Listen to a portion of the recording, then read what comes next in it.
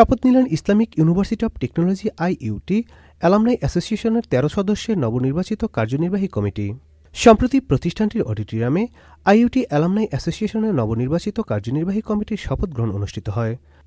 এতে প্রধান অতিথি হিসেবে উপস্থিত ছিলেন আইইউটির ভাইস চ্যান্সেলর প্রফেসর ড মোহাম্মদ রফিকুল ইসলাম।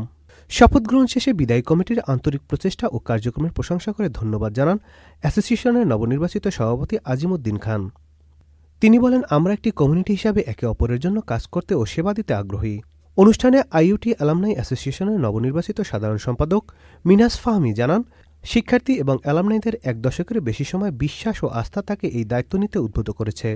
অনুষ্ঠানে শপথ নেওয়া কমিটির অন্যান্য সদস্যদের মধ্যে উপস্থিত ছিলেন সহসভাপতি মোহাম্মদ হাসিবুল হক, সহ সাধারণ সম্পাদক মোহাম্মদ শাহজালাল হোসেন লিমন, কোষাধ্যক্ষ আসিফুর রহমান চৌধুরী, সাংগঠনিক সম্পাদক সোয়াইব বিন নূর, সহকারী কোষাধ্যক্ষ মঞ্জুরুল হাসান বন্ধন, প্রকাশনা সম্পাদক দেওয়ান তারিকুল মান্নান, নির্বাহী সদস্য আধাম আরিক রহমান, তাকিয়া মোশাররফ, শেগুফাত আলম জারিফ, আরফিন ইসলাম এবং মোহাম্মদ সাব্বির রহমান।